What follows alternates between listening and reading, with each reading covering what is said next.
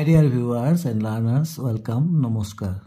তৃতীয় শ্ৰেণীৰ আমাৰ গণিত ভগ্নাংশ ইয়াৰ আগৰ ভিডিঅ'ত 115 নং পেজলৈকে বুজোৱা হৈছিল।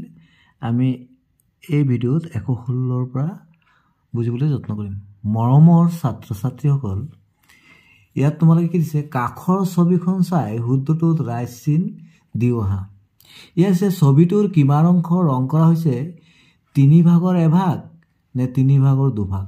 আমি চাওঁ ইয়াত কেই ভাগ আছে, 1 2 3। 3 ভাগৰ কেই ভাগত ৰং কৰা আছে, 1 ভাগত, তাৰমানে 3 ভাগৰ 1 ভাগত। ছবিটোৰ কিমান অংশত ৰং কৰা নাই, 3 ভাগৰ 1 ভাগ না 3 ভাগৰ 2 ভাগ। ছবিটোৰ ৰং কৰা নাই 1 2, 2 ভাগত কৰা নাই, তাৰমানে 3 ভাগৰ 2 ভাগত কৰা নাই, 3 ভাগৰ 2 ভাগত ৰং নাই। ছবিটোৰ ৰং নকৰা অংশ কেইটাতো ৰং কৰা, এতিয়া ছবিটোৰ কিমান অংশ ৰং কৰা হৈছে কোৱা। এই ৰং যিটো ৰং কৰা নাই তাত ৰং কৰিব কৈছে, তাৰপিছত সম্পূৰ্ণ অংশত ৰং কৰা হৈছে, তাৰমানে 3 ভাগৰ 3 ভাগেই। যদি আমি ইয়াত ৰং কৰি দিওঁ, ইয়াত ৰং কৰি দিওঁ। মৰমৰ ছাত্ৰ ছাত্ৰীসকল, ইয়াত দিছে তলৰ ছবিসমূহৰ নিৰ্দেশনা অনুসৰি ভাগ কৰি ৰং কৰোঁ আহা। ইয়াত 4 ভাগৰ 3, মানে ইয়াত 4 ভাগৰ 3 ভাগত ৰং কৰিব কৈছে। তোমালোকে এইদৰে মাজে মাজে স্কেল দি আঁচ পাৰি ল'বা, এইদৰে মাজে মাজে পাৰি ল'বা, তাৰপিছত 4 ভাগত 3 ভাগত ৰং কৰি দিবা। তোমালোকে নিজে কৰিবা। এইটো হৈছে 4 ভাগৰ 1 ভাগ, মানে 4 ভাগ কৰি 1 ভাগত ৰং কৰিবা। একদম এই পোনে পোনে টানিবা, এই পোনে পোনে টানিবা, 1 ভাগত ৰং কৰি দিবা। 4 ভাগত 2, এইটো 4 ভাগ কৰিবা, 2 ভাগত ৰং কৰিবা। এইটো আধা অংশত ৰং কৰিবা, মানে একদম পোনে পোনে একদম স্কেল দি একদম পোনে পোনে টানি দিবা, আধা অংশত ৰং কৰি দিবা। 3 ভাগৰ 1, সেইটো 3টা ভাগ কৰিবা, 1 ভাগত ৰং কৰিবা। ইয়াত 3 ভাগৰ 2, তাৰমানে 3টা ভাগ কৰিবা, 2 ভাগত ৰং কৰিবা। মৰমৰ ছাত্ৰ ছাত্ৰীসকল, তোমালোকে কৰি দিবা। ইয়াত আছে আধা, অৰ্ধাংশ আৰু দুগুণ। আধা মানে কি, যেনে কোনো এটা বস্তুৰ আধা অংশ, মানে তাৰমানে 2 ভাগৰ 1 অংশ। ইয়াত দিছে মোৰ 5টা বগৰী আছে, 1 2 3 5টা। মোৰ 10টা বগৰী আছে, ইয়াত 10টা আছে। এইটো শুদ্ধটো ৰাচিন দিয়া। 5টা বগৰী 10টা বগৰীৰ আধা নে দুগুণ? 5টা বগৰী 10টা বগৰীৰ কি, 5টা বগৰী 10টা বগৰীৰ কি হ'ব, আধা হ'ব, হয় নাই? 5টা 10টাৰ কিমান হ'ব, আধা, মানে 10ৰ আধা কিমান, 5 নহয় জানো, তুমি আধা। আৰু 10টা বগৰী 5টা বগৰীৰ কি হ'ব, দুগুণ। 5টাৰ দুগুণ, 5ক আমি 2ৰে পূৰণ কৰিলে 5 দুগুণ 10, দুগুণ হ'ব। ইয়াত আকৌ দিছে, ইয়াৰ বগৰী আছে কেইটা, 12টা। ইয়াৰ মোৰ 6টা বগৰী আছে, এইজনীৰ আছে 6টা। এতিয়া কৈছে 12টা বগৰী 6টা বগৰীৰ আধা নে দুগুণ। 12টা বগৰী 6টা বগৰীৰ কি, 12টা তো 12, 1 2 2 12, আর কি 6টার কি, 6ক আমি 2রে পূরণ করলে 6 দুগুণ 12 পাম, তারপরে কি হবো, দুগুণ। আর 6টা বগরি 12টা বগরি কি হবো, আধা, মানে 6 হল 12র আধা। পিছৰটো সংখ্যা ৰেখাত কৰোঁ আহা। 8ৰ দুগুণৰ পৰা 14 সংখ্যাটো কিমান ঘৰ আঁতৰত। 8ৰ দুগুণৰ পৰা 14 সংখ্যাটো কিমান ঘৰ আঁতৰত। 8ৰ দুগুণ কিমান, 8 তো 8ৰ দুগুণ কিমান হ'ব, 8 দুগুণ 16, 8ৰ দুগুণ হ'ল 16। এতিয়া 14 সংখ্যাটোৰ পৰা কিমান ঘৰ আঁতৰত হ'ব, 2 ঘৰ আঁতৰত হ'ব, হয় নাই? যদি 14টো ইয়াত হয়, তেন্তে 16টো ক'ত আছে, 1 ঘৰ 2 ঘৰ আগত হ'ব, ইয়াত কি হ'ব, 2 ঘৰ। 18ৰ আধাৰ পৰা 12 সংখ্যাটো কিমান ঘৰ আঁতৰত। 18 কৈছে না, 18ৰ আধা, 18ৰ আধা কিমান, 2ৰে আমি 18 খন কৰি 9 দুগুণ 18, 9। 18ৰ আধা হ'ল 9। এতিয়া 18ৰ আধাৰ পৰা 12 সংখ্যাটো কিমান, 18ৰ আধা হ'ল 9, 9ৰ পৰা 12টো কিমান দূৰত আছে, 1 2 3 ঘৰ আঁতৰত আছে, কি হ'ব, 3।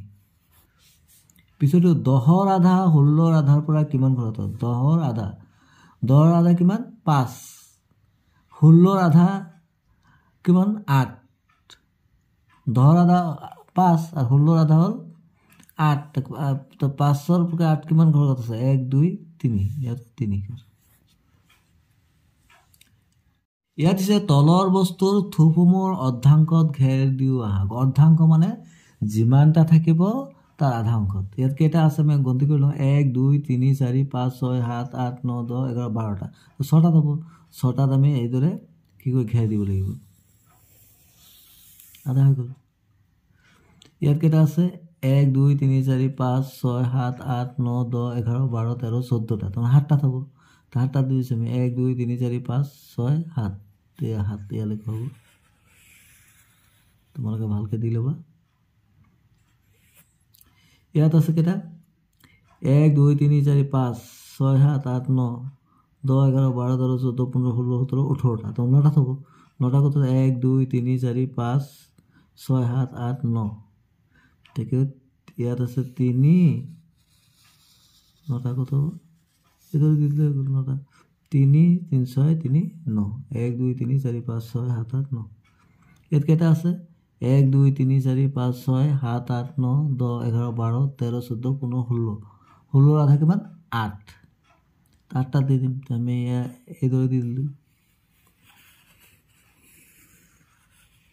তোমালোকে এইদৰে ভালদৰে দি দিবা। 1 2 3 4 5 6 7 8 মানে 16 আধা 8। এতিয়া চোৱা ইয়াত দিয়া আছে 1/4 আৰু 4 গুণ। চতুৰ্থাংশ মানে কি 4 ভাগৰ এভাগ। 4 গুণটো 4 গুণ তোমাৰ 4 ভাগৰ 1 অংশ মাৰ্বল মোৰ হাতত আছে। 4 ভাগৰ 1 অংশ তাৰমানে 1 2 3 4 5 6 7 8টা। 8ত 4 ভাগৰ 1 অংশ কিমান 2টা। 4টা ভাগ কৰিলে 1 2 3 4 এটা ভাগত কিমান বোলে 2টা।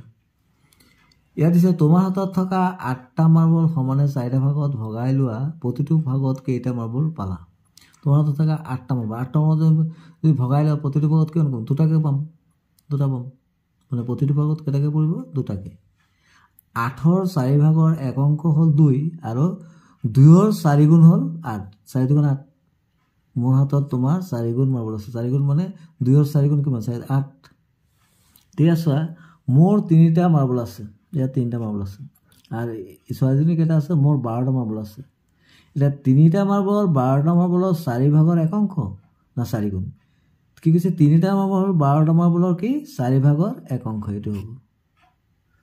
3টা তাৰমানে 3টা মাৰ্বল 12টা মাৰ্বলৰ 4 ভাগৰ 1 অংশ মানে 3 3 3 কেইটা ভাগ আছে 1 2 3 4টা এটা 1 অংশ।